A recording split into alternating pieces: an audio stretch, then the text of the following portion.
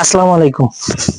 আমি এখানে অবস্থান করছি সিরাজগঞ্জ জেলার রায়দৌলতপুর ইউনিয়ন পরিষদের আওতাধীন এই ছাগলা পাগলা ব্রিজে।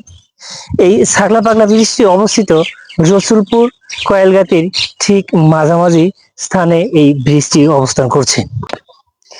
এই ব্রিজটি সিরাজগঞ্জ ঈশ্বরদী রেলপথের অংশ হিসেবে ব্যবহৃত হয় এবং স্থানীয় এটি ছাগলা পাগলা ব্রিজ নামে পরিচিত।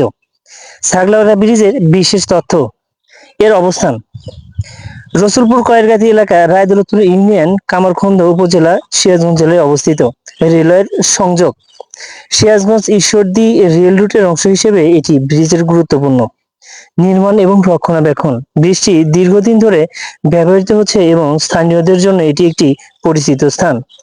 নামকরণের ইতিহাস: এই ছাগলা পাগলা ব্রিজটি নামকরণ স্থানীয়ভাবে পরিচিত, তবে এই সুনির্দিষ্ট নামকরণের ইতিহাস সম্পর্কে বিস্তারিত তথ্য পাওয়া যায়নি।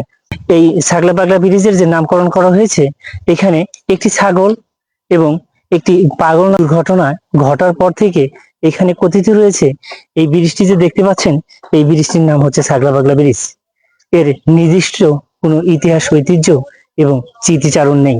তবে আপনারা যে দৃশ্যটি দেখতে পাচ্ছেন, এই দৃশ্যটি মূলত ছাগলা পাগলা ব্রিজের এক অংশ।